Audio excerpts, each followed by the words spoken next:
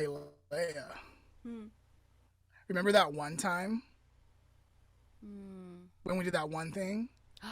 Ooh, with that one guy? Yeah, and that one girl? Yes. Oh my gosh, that was And the hilarious. craziness? Yes, and then we went to that place.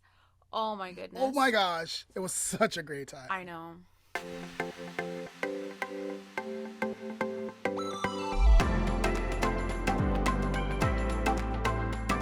I'm Lamont, and communication is a vital part of my work. And I'm Leah. I communicate via videos.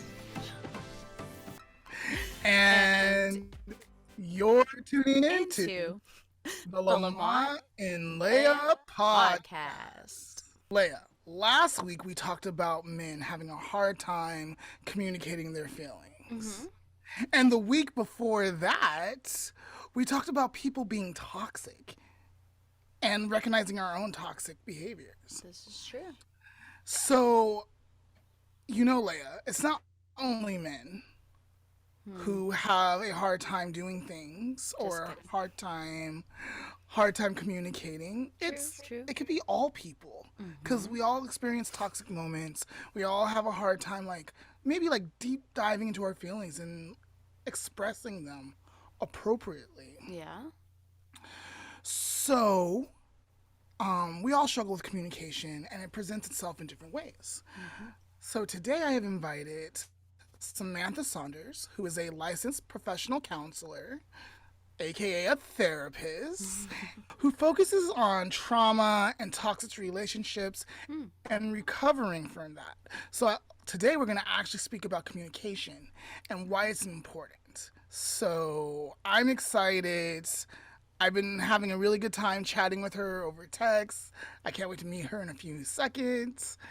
It's going to be great. All right, let's go. Welcome, Samantha, to the Lamont and Leah podcast. Thank you for having me. I really appreciate it.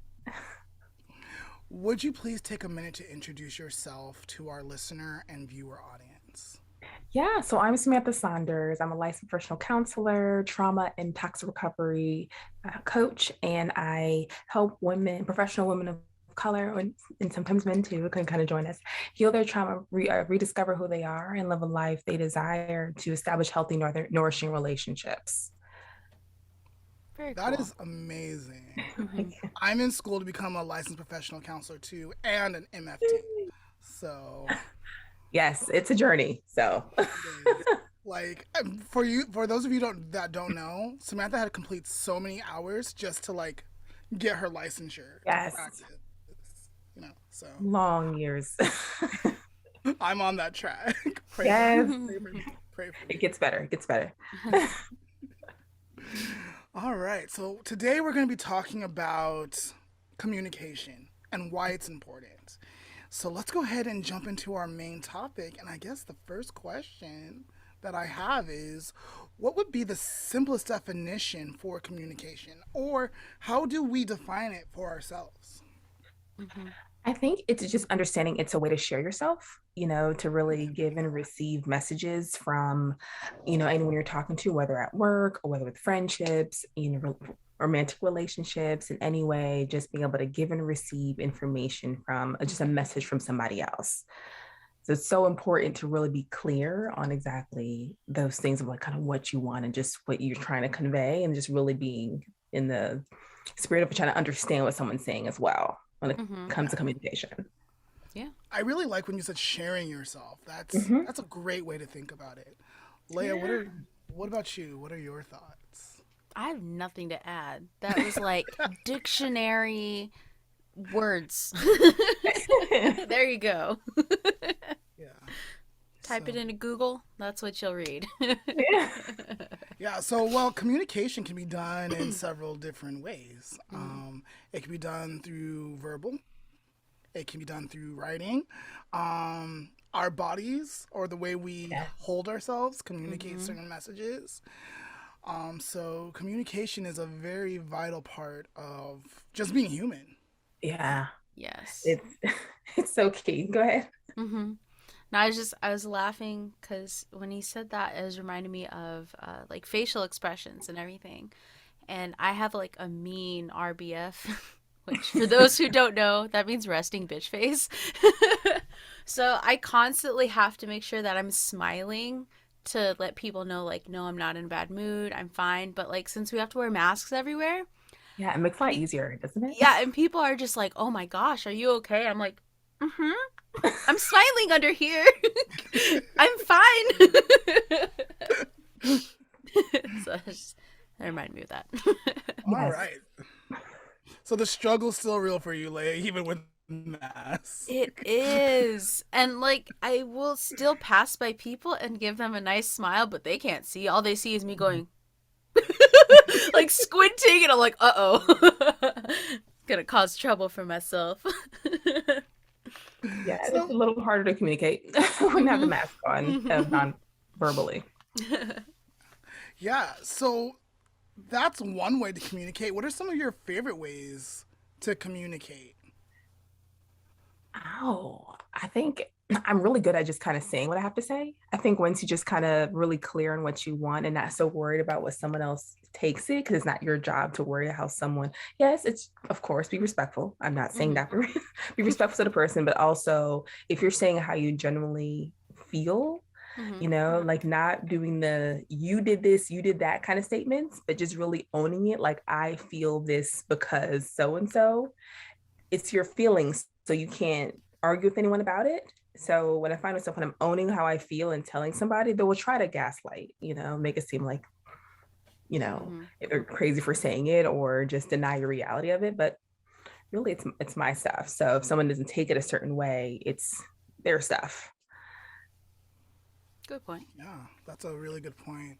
Mhm. I tried teaching, so I'm a group facilitator, Yes. and I get to run mental health groups for Mhm. like K through 12, and I tried teaching them I statements. I think especially during the lesson anger, like when we talk about Yeah. anger and like Hmm. ways to like improve and like keep calm and owning how you're feeling and Right. communicating what you're feeling, and not blaming anyone else for that feeling.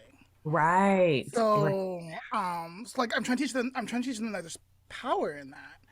And Leia, we kind of did I statements on some episode. I don't remember which Yeah, I one. can't remember.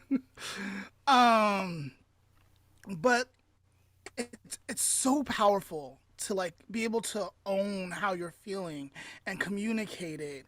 And when you're not blaming other people, again, you can't control how people are taking it, but then you can like kind of redirect them like, hey, like what did you hear?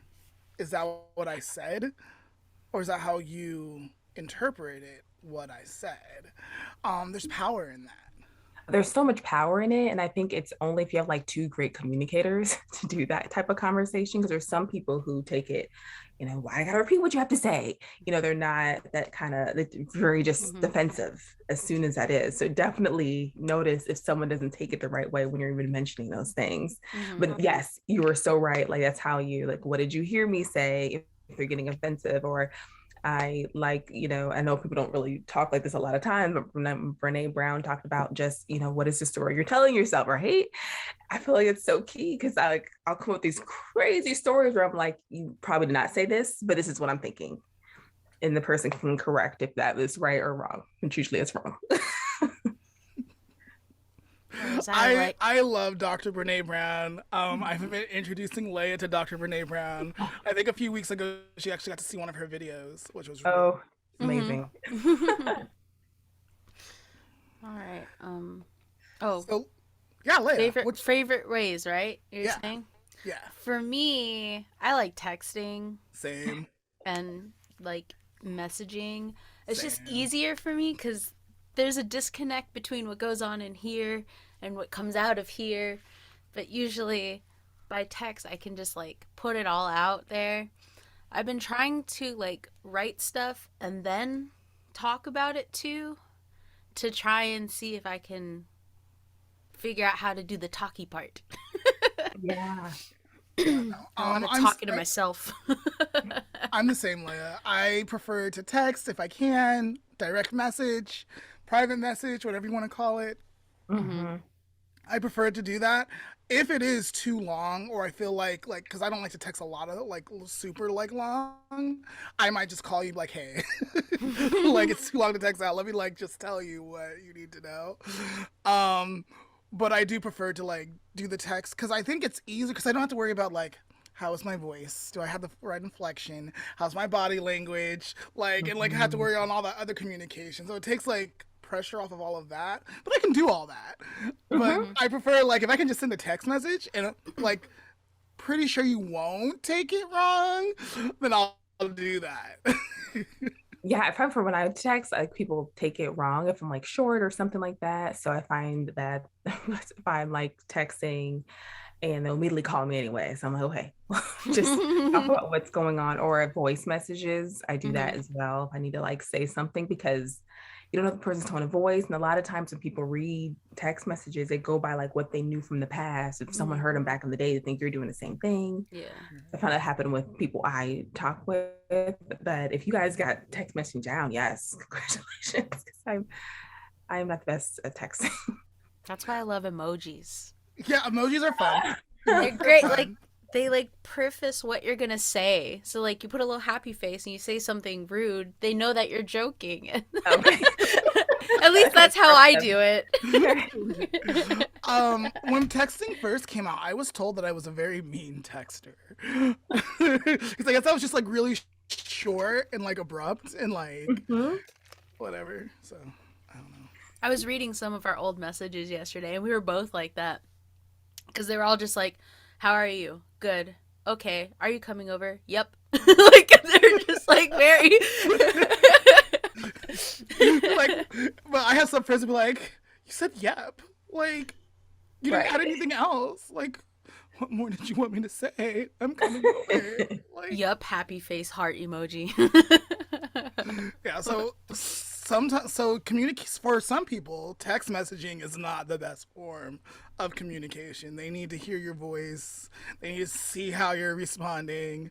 Hmm. But it is my one of my favorite ways to communicate if that person doesn't struggle with it. Right. Oh, nothing wrong with that. All right.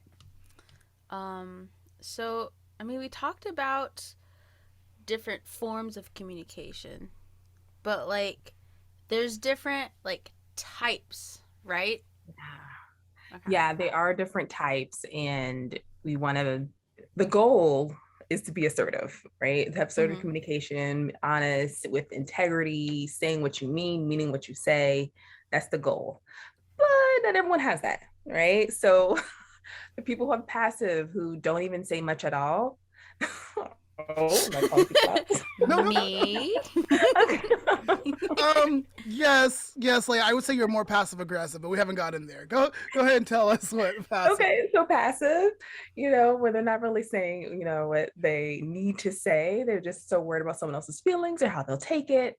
That's what passive aggressive, where everyone in the room knows you're upset, but the actual person. So like the silent treatment, right? Relationship, the silent treatment or rolling up the eyes, like everyone knows you're mad. Close Mhm. slamming doors, passive aggressive. Yeah. And then it goes to aggressive, where we just kind of it just ends up being abusive type Mhm. of language when you're saying things like your attitude is off and you're just like, I mean, you're saying what you have to say, but it's like, is it really necessary? It's just, it just goes into like verbal abuse usually. Mhm. So those are the four different types, but we definitely want to do assertive, right? And just being like we talked about before, and you mentioned, of just I statements, of just being honest of how you feel, not sugarcoating it just because you're not sure how someone takes it or anything that goes into like the people pleasing.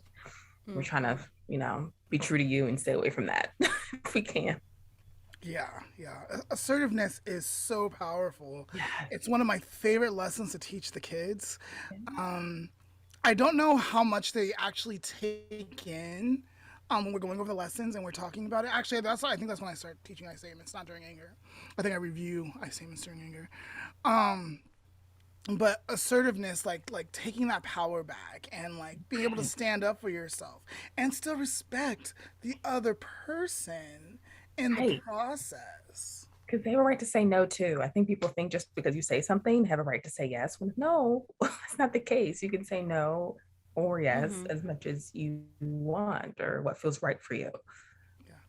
So Samantha, you look like you're from a African American family, correct? I am. Okay, I'm from an African American family too. I have some Latinos in there, and we're actually really multicultural, but Mhm. primarily we're African American. Yeah. Um, growing up in that family, my mom, I think, tried to do her best by us. Mhm. I would experience it more with my grandma and my uncles, where it Mhm. was like I couldn't say no. Like as a Oh, child, like oh yeah. like it doesn't matter how I was feeling. That just wasn't.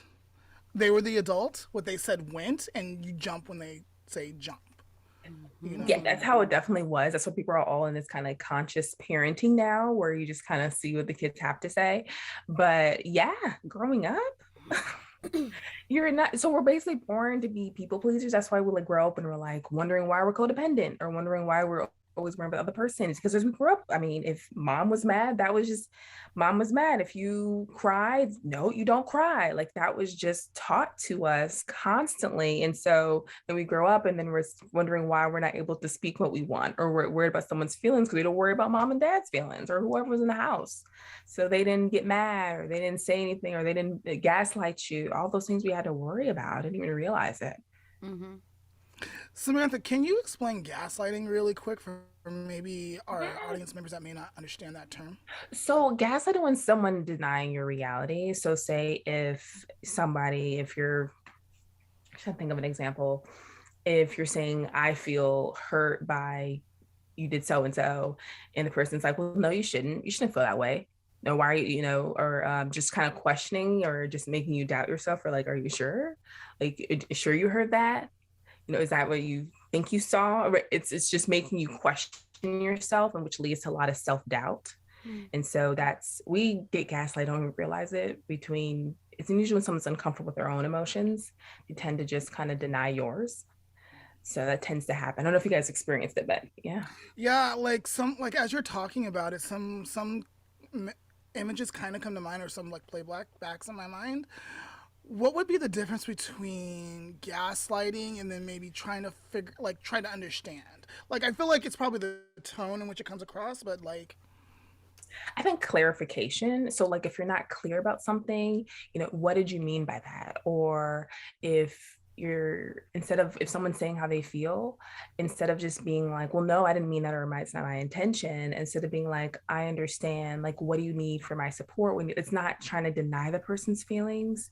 And the thing is, I think we think because we're not purposely trying to harm the other person, that it kind of takes up like, oh, I didn't mean that, and that's my intention, which we don't, it's not always purposeful or malicious in any way. I think it's more of just understanding to validate the person, but also understand that just because the person's feelings was hurt, that's I felt hurt, that's it.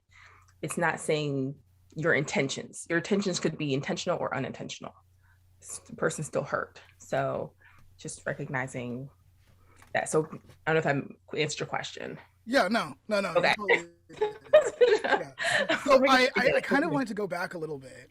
Um, I have the honor of raising the most beautiful little girl. She's my goddaughter. Her parents are the main. I back up whatever they say, but like I Yeah, have the opportunity of participating in that raising, absolutely. and she's Mhm. absolutely allowed to be angry, and she's absolutely allowed to tell me no, and things that I'm doing differently than what my parents are doing or did, or my Mhm. family members did, was I explore with her, like, well, why? Not maybe not why, be like, all right, so you told me no. What's going on with you? Like, what are you feeling? And like, I validate whatever that feeling is. If I still need her to do what I need her to do, we need to talk about it. Like, hey, like this still needs to be done. And you're feeling this way.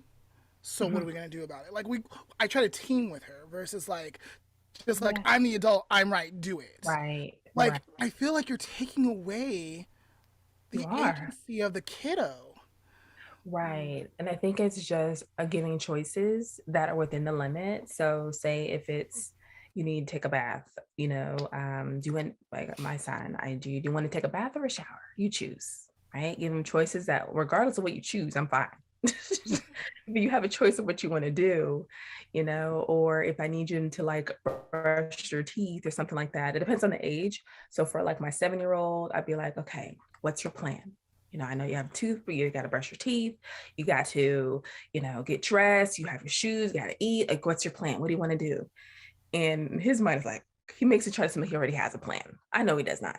But I'll be like, oh, well, I knew you had a plan. Like, I knew you did. But he'll do it. Like, 'cause he made the decision. He did it. So it's just one of those things of being able to just work with them, but just ways of saying it. Hmm. So, yeah, I feel like the way in which we communicate can build up a person or tear them down. And I don't think parents, because I know parents love us, but I Mhm. work with so many kids and I don't think they realize the tone in which things are communicated, the way in which things are communicated have, like, not destroy the child, but like, doesn't build them up or interferes with their confidence or doesn't teach them how to be assertive when dealing with other people.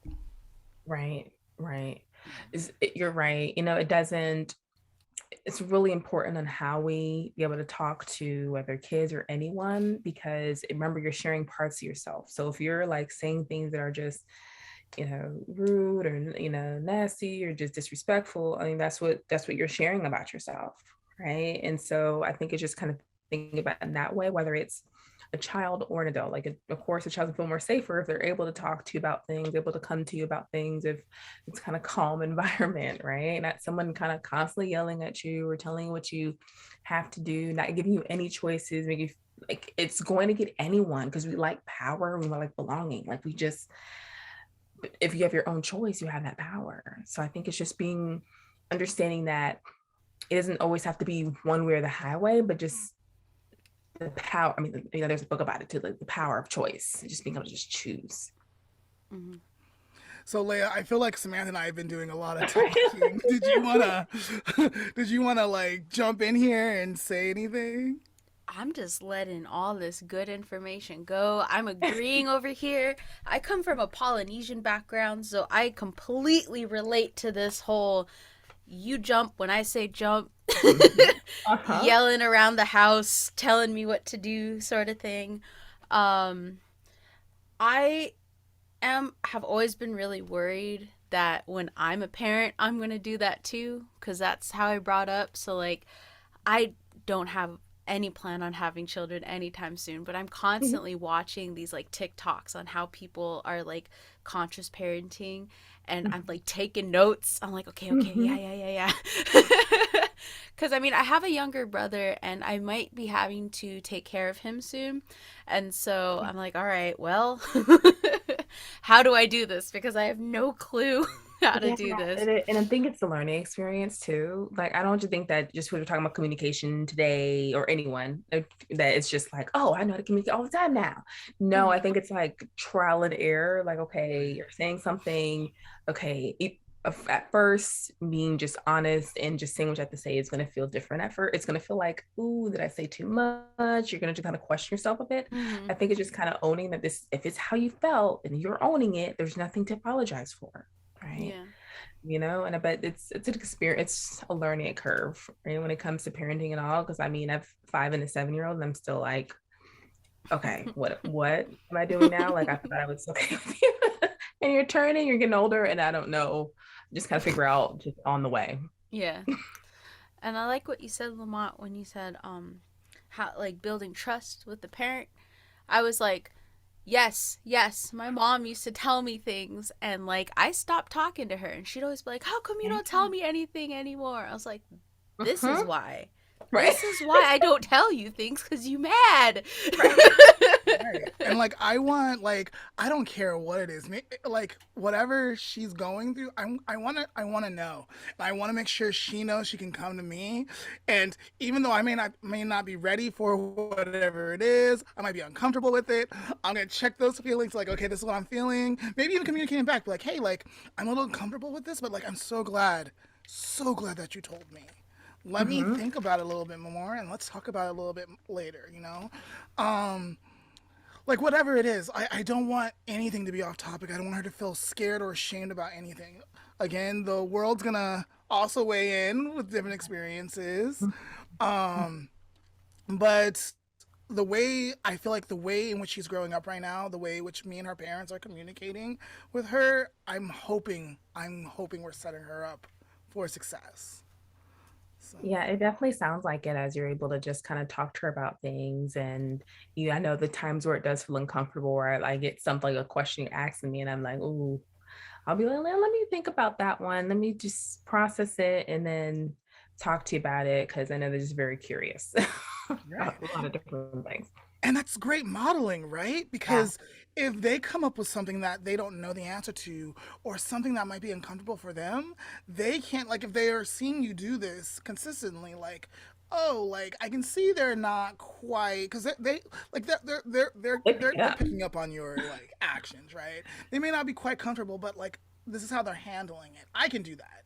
Hmm. Mhm. Or they're gonna Hmm. just do it like out of instinct, like oh, like by Don't mimicking. realize like we don't realize it because I know like I'll say a lot to my son of like I make sure because I know he's an age where anything like it's gonna be soaked up. And I can tell by where I'm like, I believe in you, or I say all these kind of affirmations towards him.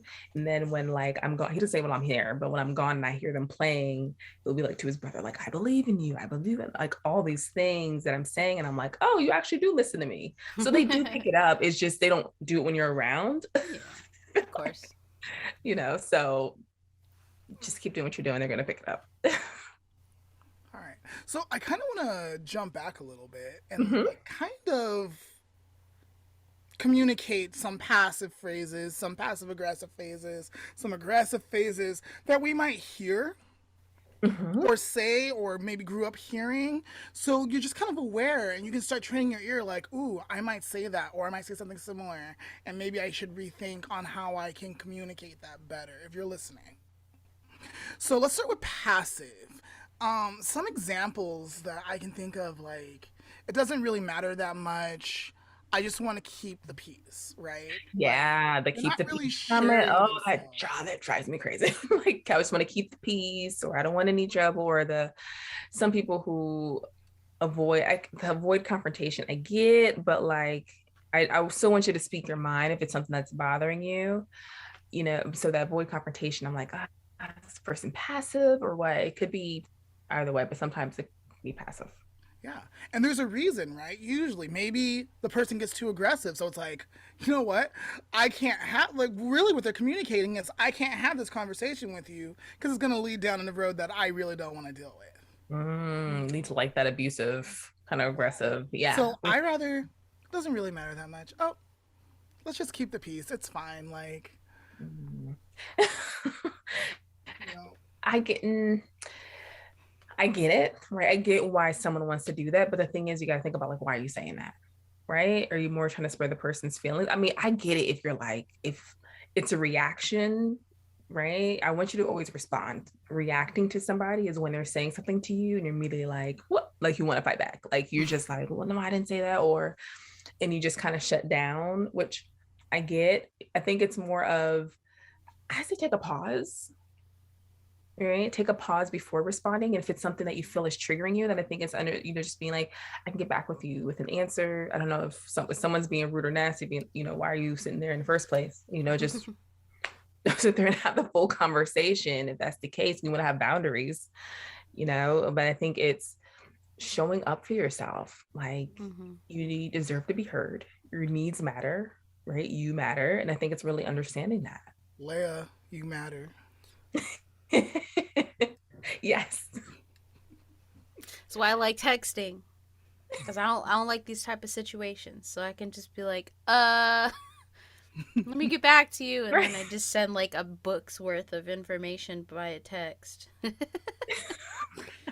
It All right, so let's works. talk aggressive. So Leia, I didn't get a video. I wanted to show the Matilda video, the Matilda scene where the Oh, father is like, "I'm big, you're small. I'm right, you're wrong." Like that's very aggressive, right? Um, yeah. maybe someone might say, "I'll get my way no matter what," or it's all your fault, right? These are like aggressive Mhm. ways of communicating, and usually out of frustration or out of a situation, and Yeah, they're it's either probably that going to or be you're sorry later. yeah. You're right. It's all yeah, a lot of times it's out of reactive abuse too. When someone's saying something and then you immediately want to yell, like someone's yelling at you, which is aggressive, and you immediately want to yell back. Those things like that, or somebody is calling you out your name, which they should not. There should be boundaries around that. But it's all verbal abuse usually. If someone's like yelling, screaming at you, you know, yeah, saying anything out your name or something that you don't like, then you really got to question, okay, is this someone I want to be around if they're talking to me this way, or need to say something assertive, being honest about it. Yeah, yeah. Power. It really is power. Yes, so powerful. All right. And then passive aggressive. That's fine with me, but don't be surprised if someone else gets mad. Right? Hmm. Like, what Yes, is that? Like, what do you say? Like, are you really mad? right. Or when somebody like ghosting, I feel like it's passive aggressive. Like you just stop talking to the person and not saying anything. Lamont. Hey, I I know, I I know, I know. messaged him. I apologize. I really did not mean to disappear. That was an accident, and I I know. apologized for it. Uh, We talked about ghosting like in a yeah. few Oh, okay. episodes before, and I felt really bad. But like, I was like, no, like I'm glad we're talking about this because again, I didn't mean to. And so like right after that episode, like I messaged him and I was like, hey, I'm sorry. I know we were talking and I just kind of fell off the face of the earth. It really isn't you. It really is me. Like there was just so much happening, and unfortunately, like the truth is like responding to you or trying to make time for you became less a priority. Like, but like you're not a bad person. It's just not gonna work out. Yeah, I think it's that honesty, right? And I think because even before I stop talking with somebody, I'll be really clear of being like, I appreciate it, but this is not going to work out, right? I appreciate the time we had, but this is not works for me, but I think it's who you're talking to, because there's somebody that I know is going to be like, but why? And all this stuff. And I'm like, that's a lot. So if I know people want to talk, but might be a text of like, this is a lot, because I know the person's always going to respond or try to convince me otherwise. And I don't want to be convinced about anything. It's not going to work and it's going to be worse. Another passive aggressive thing is like, sure, we can do things your way. And then they start muttering under their breath. You can tell they're mad, right? I think it's the Yeah. same thing of like, you can really tell they're mad through like their actions or the nonverbal body language, the rolling of the eyes, slamming doors. You don't know why, like what happened. Right. And I don't think sometimes I don't think they realize that they might be slamming doors or dropping things a little bit more heavily or sighing louder or breathing out more, and you're like, whoa, what is happening? Like, tell me what's going on. Right. I think it'd be used to not talking about your emotions. Like you're not talking about exactly how you feel when you're used to it. It's just a comfort zone of just not talking about it. That's why a lot of people who are just avoiding and things like that, it's just like that's just not something they do. Right. It's just not make it okay, but it's just something that they learned. So My I'm thinking of favorite this. passive aggressive phrase is, I guess. Right. Quote Leah. I guess. Um, aren't there other sayings I remember in high school, like how do, like people were like, how do you know when a girl's mad? And they said like they'll say this, but they actually mean Fine. this. Like I'm fine. Right. Yeah.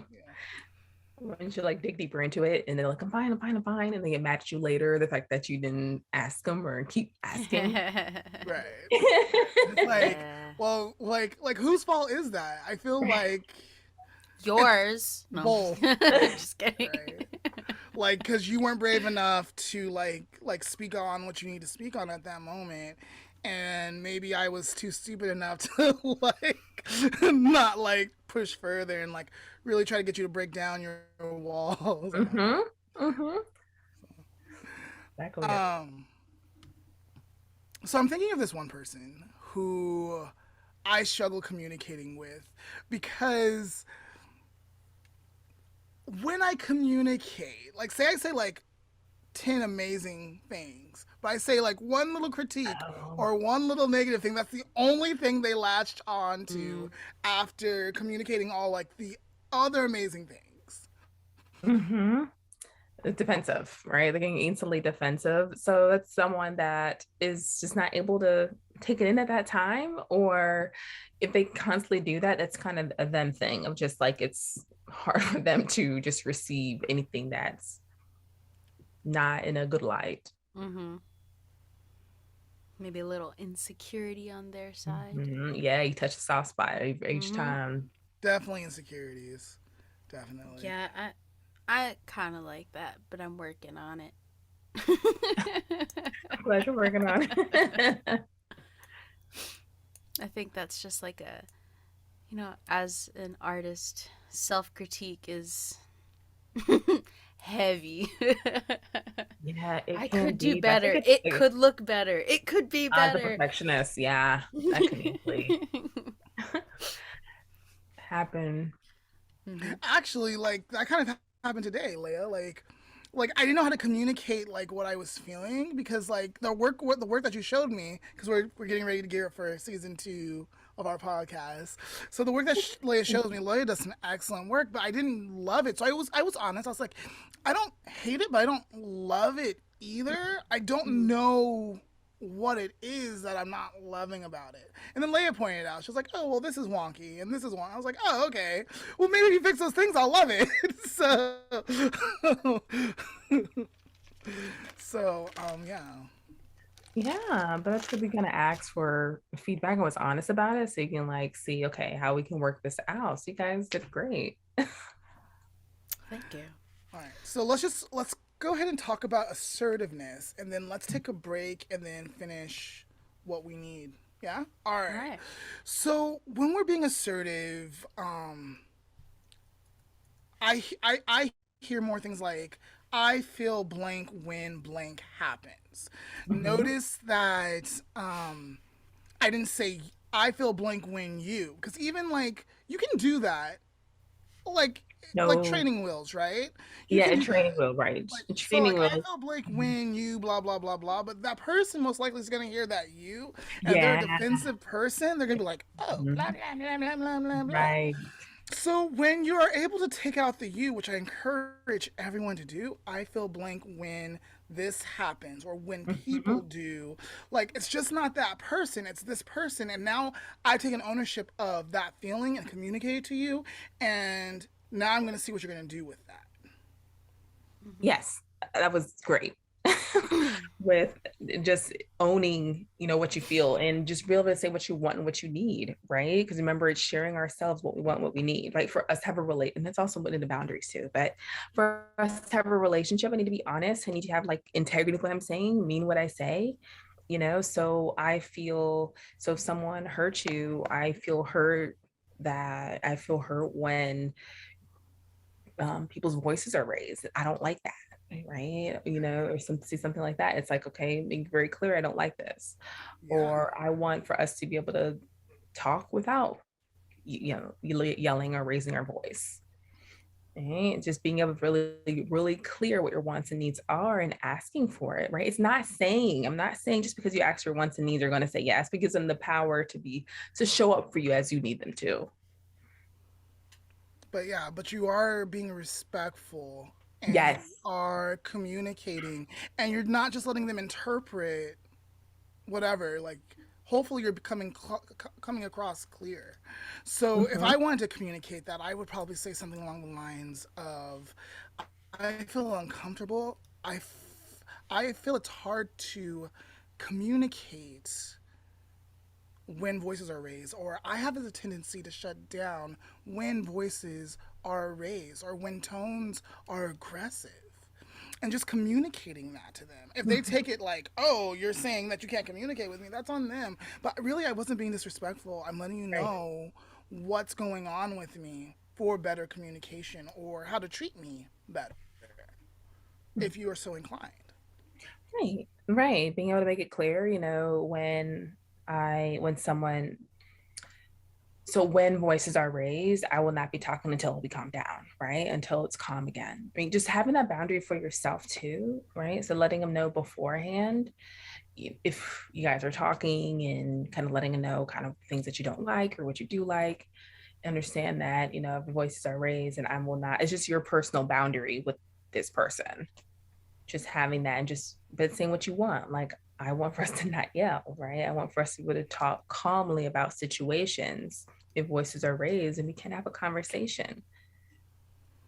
Good point. All right, so let's go ahead and take a break and then we will come back.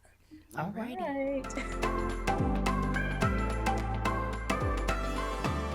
All right, Lamont, today we're talking about communication, so I thought, why not? Let's do another round of Got It. All right, all right. Do you remember how this game goes? I believe so. All right. Like, you say one thing, then we think of something, and we say, got it when we have it, and then we say it. Sure. Wait, is that not it? Yes, you forgot the main part is you're starting off with two words and you're trying to Oh, get to the same word. got it. So, just to go over the rules again, for those who may have not seen the other episode or have never heard of this game, Lamont and I will say two random words. We don't know what we're going to say. Then we have a few seconds to think about how those words relate. And then we say got it. And on the count of three, we say two other words. And we keep saying words until we get to the same word. All right. All right. So we'll play 1, 2 rounds. Keep it short and sweet. See if we can get through this really quickly. All right. So, Lamont, think of your first word. Okay. Got it. Got it. All right, ready? 3, 2, 1. Moreno Light. Valley. Did you say light? I said light. Light? Moreno Valley? Got it. Okay, got it. 3, 2, 1. The M. Church. Oh. Oh. Okay, got it. Okay, got it.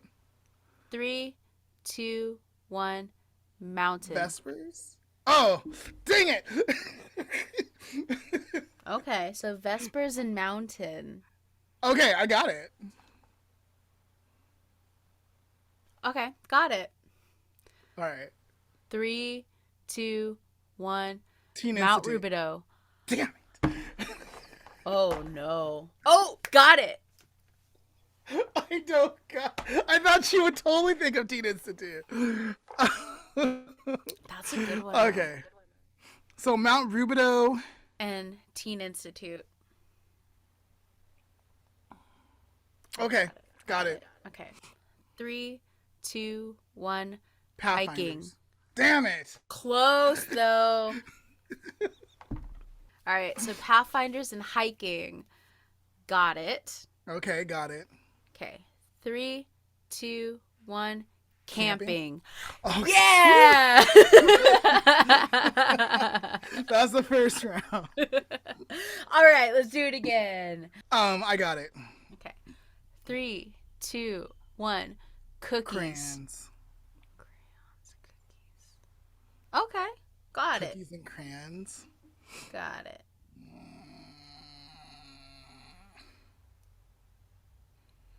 Okay, I don't know. I got it, I guess. All right. 3, 2, 1. Kindergarten. Chocolate chip. Oh, kindergarten. That would have been worse. Chocolate chip. I was thinking about coloring. Oh, okay. Chocolate chip and kindergarten. Um. Oh, Okay, got it. got it. All right. 3, 2, 1. Art project. Children. Dang it. Art Art project. project. Okay. Because what was the two words? It was kindergarten and what? And chocolate chip. Yeah, you can do an art project with that. I guess. Okay, Maybe so not. what did we say? Children and what? Art project Art project. and children. Yeah. Okay. Got it. Got it. All right. 3, 2, 1. Pathfinders. School. Damn it. Pathfinders in school.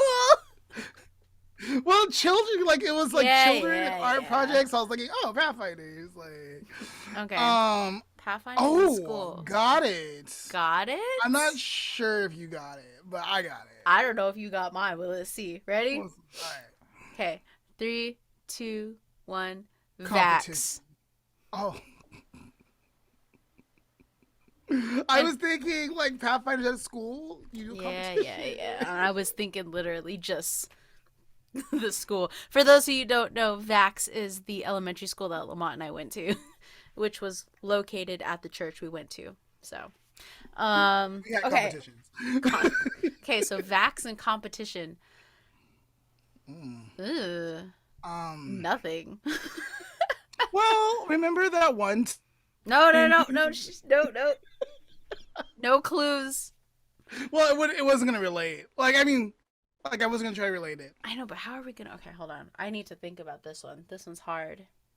Oh, I'm not sure if you would remember. You were tiny though. Got it. Okay, let's see. 3, 2, 1. Basketball. Okay, same thing. So I said platinum, but that was the name of the basketball team that was at Vax. I'll take it as a win. I take that as a win. Yeah. Yay! We're still so good at this game. Alrighty, we are back. So, what things get in the way of good communication? I mean, I know what gets in the way of myself, but like, what other things? Well, I know we're talking about defensiveness, but I think when we use communication to try to control or protect ourselves, like defensiveness to protect ourselves from something, we try to use communication as control. Yeah, that's not going to go good because you can't control anyone else, but people will try, right? Of just how they're speaking to you. And I think what also gets in the way is kind of being able to understand versus just immediately talking back. Right? Like listen to understand what someone's saying and kind of take it in versus having your stuff already ready before they even talk. What do you guys think? I don't know. Like, I love that. Like, that's something I've been practicing is like trying to like listen before like having a response. And obviously when you're becoming a therapist, like that's a very important skill, right? And I feel like I could do it when I'm on the job, but like when I'm with my family, there's almost this need to like always have a response, and I think it's just the way I grew up. Like I have one. So I'm trying to slow that down and be like, no, like let me listen, and I don't have to have a response right away. Yeah, right. And I think when we don't focus, which might go to later on question, but when we focus on not trying to be right, like letting that go of the need to be right, then we really are able to listen, because it's all arguments are, I tell a lot of my clients, like all arguments are is I'm trying to prove how I'm right and you're trying to prove how you're right. That's all it is. If I'm not trying to prove I'm right, then it's just about the problem itself. Then it is about me trying to prove to you on why you should think what I think. It's not fair. So as you're saying all of this, I'm like, holy crap! I just had a therapy session, because I strongly feel the need to be right all the time. And then I was like, where does that come from? That comes from interactions with your grandmother, because she always had to be right. And then like if you're both always trying to be right, no wonder people get in conflicts with you, because you always feel like you need to be right. Like you need to just like calm down. So this is the conversation I just had in my head right now. But if you find it, like I just invite everyone who's listening to practice that. Just let go of the need to be right. just for a week, and how much less conflict you actually get into Mm-hmm. when someone's trying to sit there and argue about something that they believe is right. Okay, because they believe you believe what you want to believe. They believe what they want to believe. It says nothing about you. If they don't think that you're wearing the right shoes or whatever the case is, they don't think that something that you're saying is right, trying to convince you something else, you're not going to be convinced. Very rarely you'll be convinced during an argument. Mm-hmm. Very rare. Yeah. So letting go of the need to be right, you're able to fully be present with the person. And if you don't agree with it, that's fine. They're completely different than you. They have that right to Mm-hmm. think differently than you. Stemming off of that, also like having like being open to other viewpoints, because like it's one thing to be like, oh yeah, I'm right, I'm not going to listen to anything you say. Right. Right. Yes. Yes. Definitely be open. That's Mm-hmm. definitely a good point. It's not saying that, they're not ever going to be right, but it's under those of like, if it applies to you, take it in. Like, Mm-hmm. I think what is the saying? Like, keep the meat, take out the bones. Like, just whatever doesn't work for you, just throw it away. You don't have to keep it with you. Mm-hmm. Right. And just being able to be in a space where you can sit there and be true to yourself and do what you have to do to communicate what you need. Yeah, and which I feel like I am, but then I feel like sometimes, like, even though I'm open to those other viewpoints, like, my need to be right overpowers that. Mm-hmm. Mm-hmm. So I invite you to let that go and see what happens. I'm gonna definitely work on that. Okay. All right, what other things, Lamont, would you say? Um, maybe like different languages, like language, like differences. Um, like sometimes like I live with a roommate and his second language is English. Mm-hmm. But he speaks really well English and like he's pretty much Americanized, and like but like he struggles with that, like I want to do it this way because this is more Uh, authentic thing. But other than that, he's pretty much Americanized. You wouldn't be able to tell that language was his second. English was his second language, I know, but I'm trying to think of who it is, and I'm like, it's no Vlad. It's clue. Vlad. Oh, Yeah, okay. I, See? I don't mind saying his name. He's okay with it. Like Okay. I know I'm okay. Yeah. So yeah, like but like certain things he'll say or refer to, he'll be like, "Oh wait, that's not how you say it." Or wait, like how do you say it in English? Like, like with an American accent, like because like his brain thinks a little bit differently sometimes. But sometimes, I want to say like that can get in the way, where like and we've had not conflicts, but like conversations, and he's trying to communicate something, and I'm understanding it, and another roommate's not understanding it, and so like I re-say it, and he's like, "Yes, exactly that," Mm-hmm. because I just get Vlad a little bit more than the other one gets. My other roommate gets Vlad, so Yeah. okay. um so yeah, that can get in the Language. way, Yeah. like When I Yes. when I went to China for the film thing I did, that language was a big issue that we had on set. And then the RBF. Uh, so they just thought I was like this mean person, and I was upset at stuff all the time. And I mean, I was a little upset at some stuff, but like there was no way to communicate. Like, okay, this is what I need from you. This is what you need from me. Let's work together, because there was like such a huge language barrier, like me Mhm. knowing zero Chinese and them knowing like a few words in English. Oh yeah, So that yeah. definitely will affect Yeah. language. You're right. um Yes, both are. yeah, so that I know how that works. But similarly to that, I think like language, even like generationally, if that makes sense. Because I mean, me and my fiance, we communicate with his parents, but sometimes there's just like a wall there, and we're just like, what?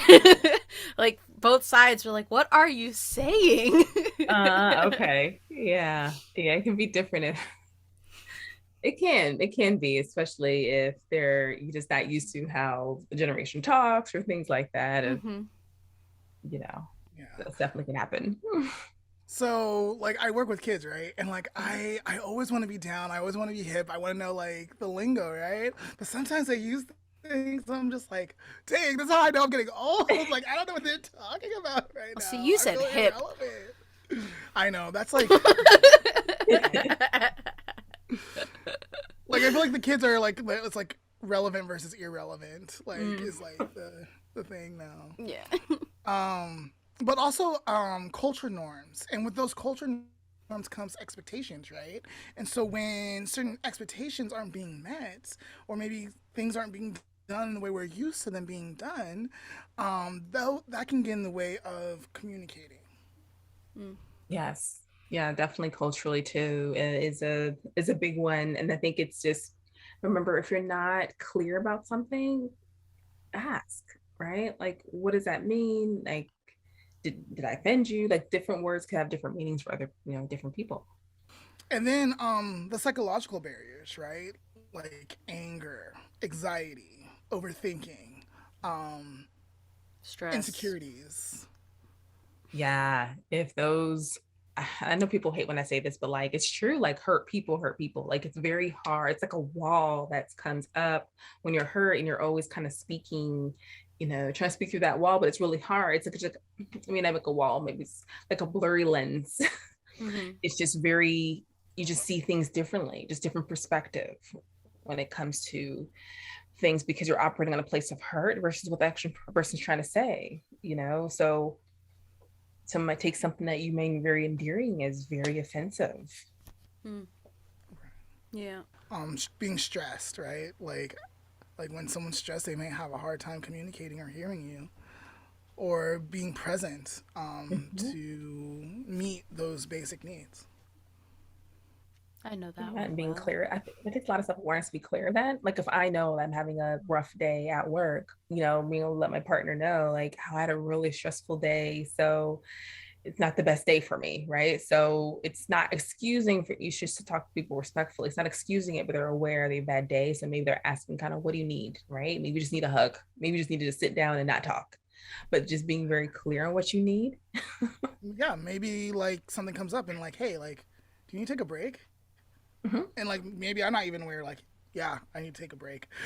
mhm, You know. mhm. Or my favorite. Do you need a snack? Yes, yes, I do. Yes. Yeah, because being hungry and angry is not a good mix. Mm-hmm. No, it's not. All right. So we're all about self improvement, like working on ourselves, right? So Mm-hmm. if we wanted to improve our communication skills, what are things that we can start doing today? And I know I mentioned that, when we talked about, of course, goal assertive, being assertive, but also like we talked about watching your tone and language. If you're cussing somebody out, but trying we can't, doesn't come across the best way when we're kind of, our language is not the best or not being respectful with our, if I'm trying to be like, I love you, but I'm like this, or just like always bothered or closed up and things like that. You got to be really careful of just those nonverbal cues. And also, a big one, which I tell people, is don't lecture people. Mm. Like, do not lecture. You can tell somebody if they something one time, but we're not a parent to keep repeating it 5 times over and over and over how you felt. You said it one time. You said exactly, you say it one time, exactly what you want, what you need. There's no need to keep saying it over and over. So I invite you not to lecture, but also don't make assumptions, right? Remember, if Mm-hmm. you don't understand, ask, get clear. What did you mean by that? Can you tell me a little more about that? Wait, really being clear. So there's no assumptions being made, right? Because when we create these stories in our heads, oh, we go down a rabbit hole at times through these stories, like, oh, this person's thinking this, this, and this, or things like that. It just goes on a whole rabbit hole instead of just asking what do I mean by that, and then hopefully give you a better clarification Mm-hmm. with that. Showing up as yourself. Yeah, for sure.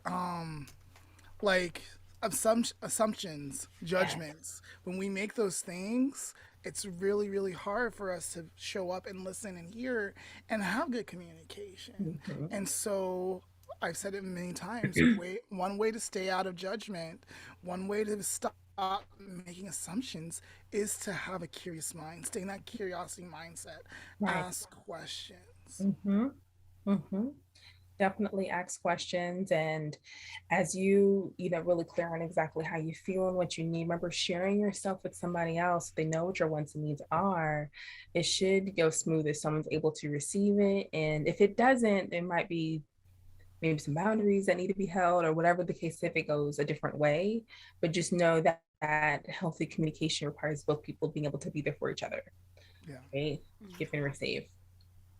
I loved what you said about like being aware of your tone, right? Because I feel like that goes along with managing your emotions. Your tone conveys some of the emotions that you Mhm. might be feeling, and so is that check yourself before you wreck yourself sticker? Yes, it is. um, Still for sale, by the way. $2, $2. Yes. But anyways, um, what was I saying? So like being aware, and how it's coming across in our tone, in our voice, and our Mm-hmm. body language, which I think you also said. Mm-hmm. It's important, um, especially if you're trying to have better communication with your kids, your spouse, other people that matter to you. Really seeing what they're seeing through their eyes, like being aware of how that sounds. Mm-hmm. Which You I know. know can be hard. I think you're going to like empathetic, which it can be hard for some people to do when they're not used to doing it or seeing for anyone else's viewpoint. But I think it's just, yeah, empathy really helps when you're trying to be there with someone as far as communication. Just imagine on in their shoes of how they felt. Like if say if a death in the family or if something sad happened, remember a time when you're sad and how you felt, what you needed to hear during that time. Like, oh, I Mm-hmm. know how like hurt you must be, right? You're being able to be there with that person in that moment, and remembering a time when you felt this way, be able to convey that. Mm-hmm. And then That's a great Lamont, way to yeah, actually like physically practice yeah, yeah. empathy. Mm-hmm. And then Lamont, you had mentioned listening. I think Yeah. that's super important. Because like a lot of the people that I've had issues communicating with, most of the time it's because they're not listening to what I'm trying to say, or they cut me off. That's the one that gets Oh me, and then yeah. I start getting angry. Like I might have not been angry, but you start cutting me off. I'm like, can you not? Yeah. Yeah, Mm-hmm. I don't like Definitely. You want people to listen to that. understand or try to understand. There's some people who are in Mm-hmm. the business of misunderstanding you. That's on them. But Mm-hmm. people, when you're just using your energy, using people who are willing to understand and be there and talk things through if they don't get it. Not saying you have to agree with each other, Mm-hmm. but just at least being able to hear you out. Yeah. All right. You Here's went. one. Yeah. Go ahead. You want to go, Leah? No, you go. All right. So, practicing public speaking. Now, stay with me. Stay with me. I know it's daunting, or it can be daunting, but there's no better way to develop good communication skills than seeking out public speaking opportunities. Great communicators are able to communicate clearly or articulately their feelings in a public setting, and they are, whether it's large group or face to face or one on one, like these skills translate over. So you'll quickly learn your weaknesses and your strengths, by public speaking, and you'll learn how to be a little bit more concise, a little bit more direct, hopefully a little bit more assertive in your communication, and it's just one way to help you become a great overall, like develop good habits and become an overall great communicator. I know that's not everyone's going to go down that path, and that's fine. But it is one way to like start like learning. Learning how to communicate. That's definitely something that probably we kind of look into. I think it's kind of being that self-awareness of how you do communicate, how you do come across to people. Sometimes just ask people around you as well. Like, do you feel like do you understand what I'm talking about, or is it hard to understand? Just being able to get that feedback from close friends of how you Mhm. communicate because they know how you're in relationships. They know like personal how you are your family. They know those things about you and seeing if they have any feedback. But of course, someone who is positive, right? Who's for you, not someone who's like, if someone's always criticizing you and against you, then I wouldn't ask that Yeah. Yeah. person. um Uh, Another thing I like to do is I like to take a break. yes. Like, I don't know if they teach this, if it's like a thing, or if I just made it up, but like when I'm having, most of the time it's like within an argument setting. Like, if it's something and I don't know how I'm feeling, I don't know what I really want to say yet, I usually like, let me take a break, please.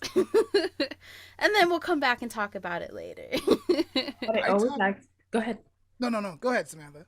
No, I always, I love that. But I want to make sure people have the time with it because people will take breaks for days sometimes, right? Right. True, true. It's one of those of like, okay, let's call back in an hour, or okay, I'll call you back at 8 so we can further discuss this. Because some people are really anxious and they're like, a break? Oh my goodness, a break? That means break up. Like they'll take it too far. So definitely giving a person a time can alleviate that anxiety. You're like, or I'll call you 8 o'clock in the morning, but follow through with it too. Don't just tell people the time and then never come back. Yeah. Yeah. No, this is one of the greatest skills I try to teach my kids in groups when we're working is taking a break. But you can always take a break with friends, and I don't tell them they have to have a time limit with their friends because it's their friends. Like they probably should have a time. I more like bring in the break time limit with parents because I know like growing up in a black family, I couldn't be like I'm tired, I need a break, and I walk Oh, off. That's certain death right there. Okay.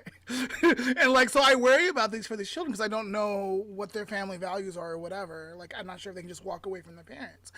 Um I never asked my mom for a break growing up because I didn't know that was an option. mhm. But I do encourage them to say, "Hey, like, mom, like, I'm having a hard time focusing. I'm having a hard time concentrating. I'm having a hard time understanding what I'm feeling. I need a break. Can I have 20, 30, 40, whatever much time is needed, and then come back?" Um, That's it's one of my amazing. favorite strategies. Yeah, no, that's amazing. Like a lot of kids at a times don't have that emotional maturity yet. Like, so I know my son probably needs a break, but in his mind, it's like he'll just kind of go to his room and be like, you know, have his little attitude and go to his room. Right. Like when you have his attitude, I don't like chase after him or anything. I'll just let him have his time until he's ready to come out. Right. But I think a lot of times I would love if he was like, Mom, I'm just feeling a lot right now and you are bothering me and I need my space. No, he doesn't. And some kids are very much, well, I've had work with some teenagers who are very like, they need a break or they're very self-aware. I think it's just kind of who the child is, but just understanding that there are different versions of it. And it's not saying anything about you if they're going to have their space, right? And if they like walk away, I think it depends, of course, how they do it, but like it's not necessary to be like, come back. It's more of a power thing. If you're like, come back and come to me now, it's more of a power struggle than it Yeah. is Yeah. actually thinking about how they feel. Hmm, good point. Yeah. So I'm thinking about your youngest brother. I'm Bro, I thinking was just about thinking about my brother too. Really? yeah, and I'm also thinking about my goddaughter. Like if they're like struggling, like and maybe don't have the terminology or the vocabulary, us as parents or adults or the greater influences in their life, we can teach them this skill Hmm. without having to like break it down step by step. Be like, hey, like, bud, you need a break. Like, Yeah. can you take like I'm gonna set a timer, and when this timer goes off, like let's come back and talk. And if they're still not ready, set another timer. It's Yeah. okay. Like maybe they needed more time, and that's fine.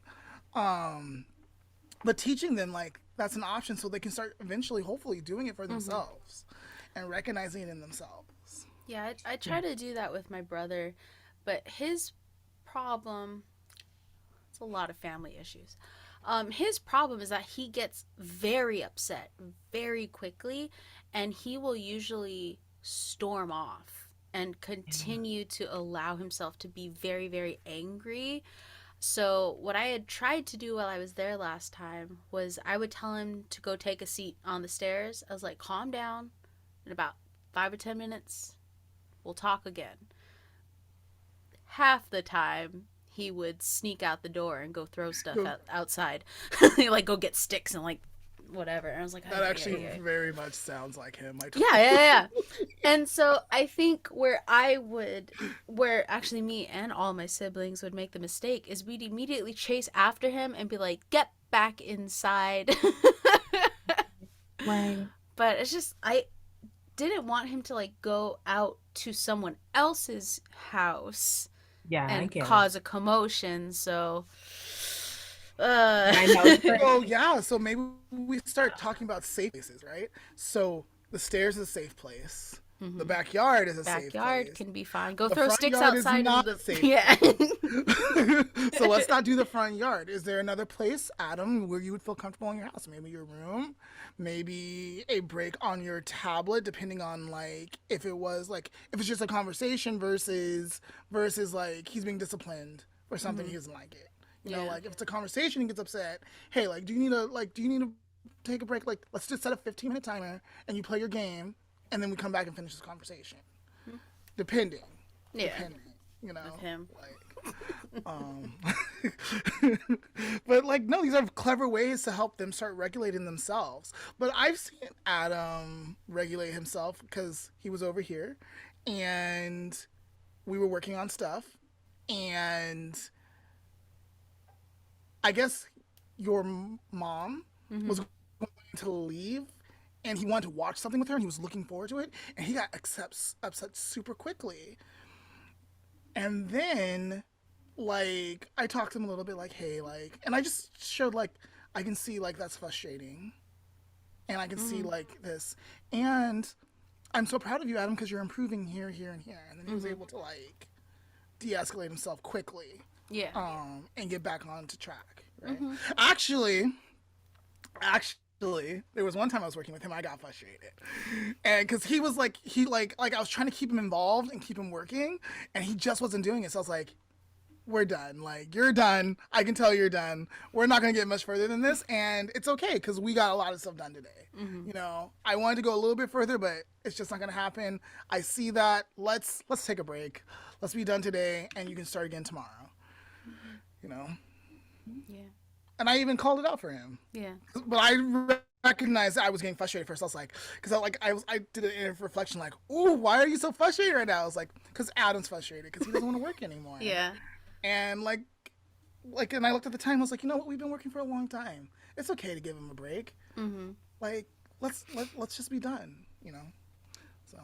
Yeah, that's good that you know that you guys do that and able to, and how you're doing like with your brother. And I know it can be very hard to kind of decide, but you made a good point of just being able to I guess give him the words for it of like you're feeling frustrated and you know, or options of where he can go, you know. And I know if it's, I think it's just also knowing who he is, right? So if you know that, so I know my oldest, if he goes takes a break, I know he's gonna come back. Like if even if he like walks off a bit and thinks he's doing something, I know he's not gonna go too far because then see me he's gonna be upset.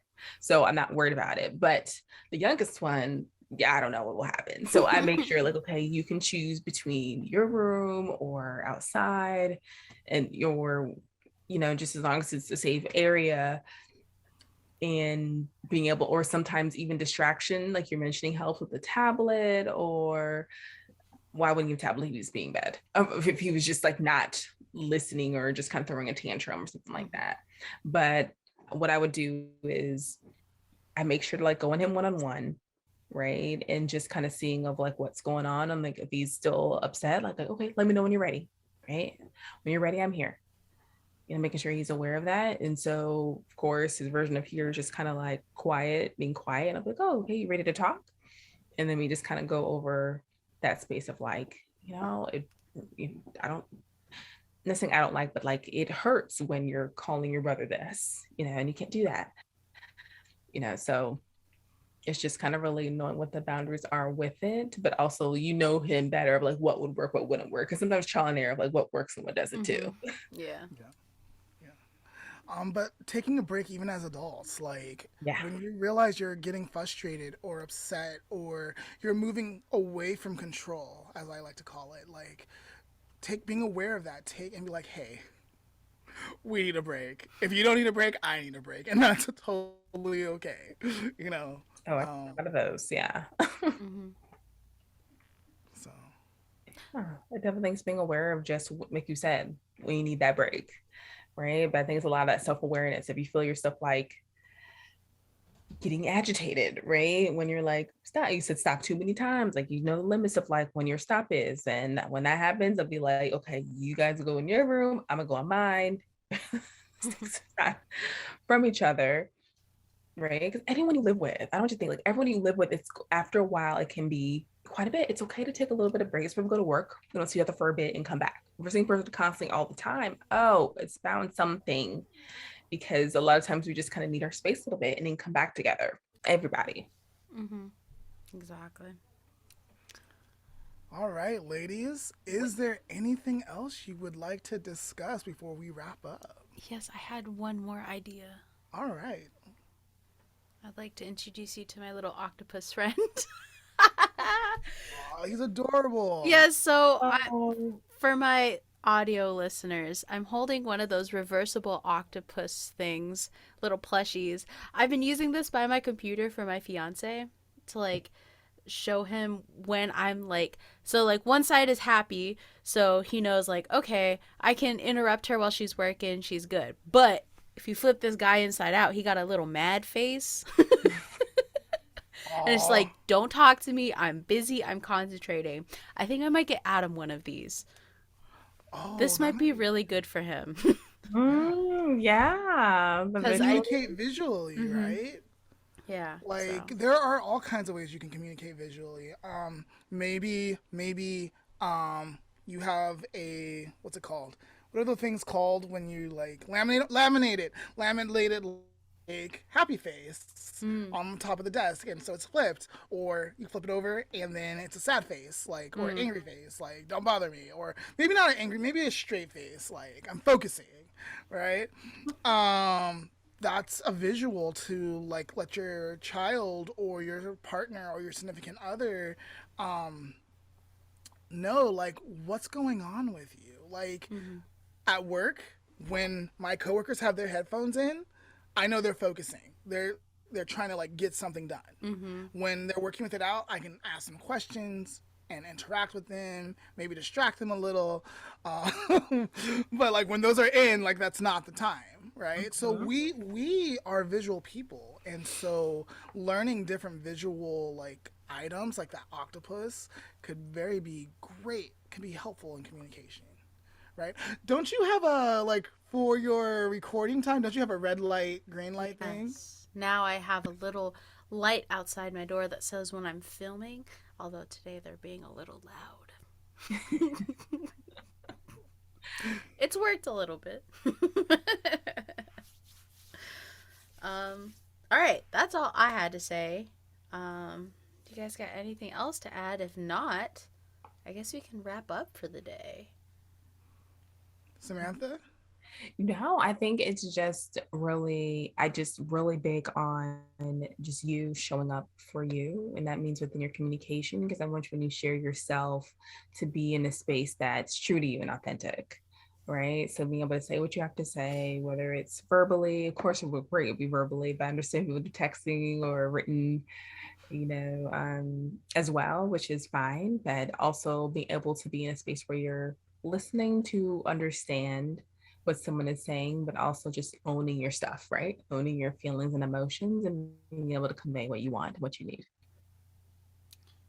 Yes. Excellent. Well, thank you so much for Yeah. coming on our podcast today and sharing this time and talking with us. Yes, no problem. You can find me on my website, movingbeyondyou.org, or you can find me on Instagram at I am Samantha.a. Awesome. And of course, we'll have all those links Excellent. and stuff in our description so you guys can check those out. Um, is there any like thing you're working on, or like a special Yeah. something that's going up that you'd like to promote or talk about real quick? Yes. So I have a actually best lessons of anxiety that kind of helps people on my website, moonbeyondyou.org, where they can just go to and fill out that form. It gets sent directly to them.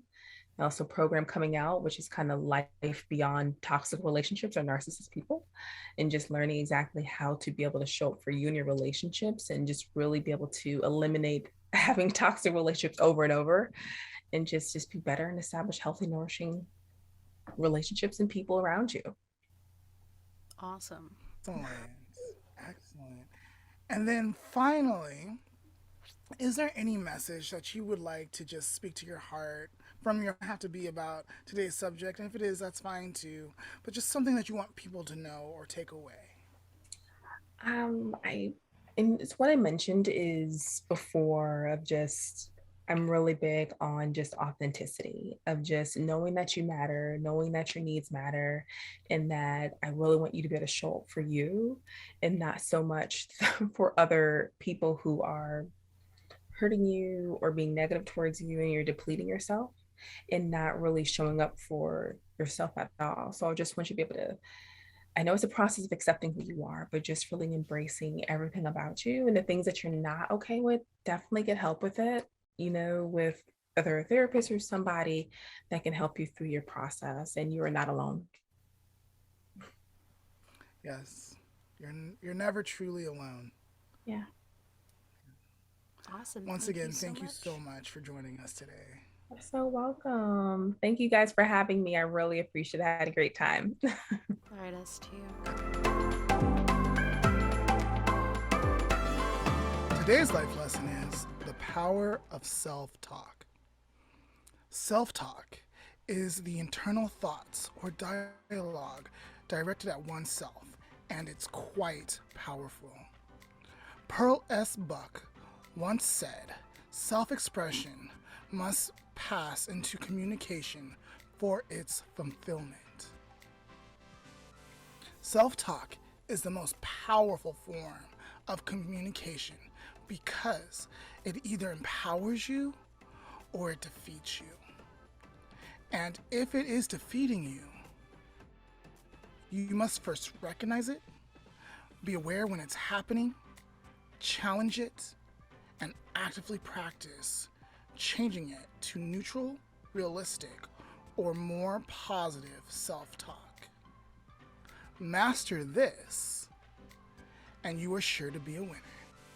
And that is today's life lesson.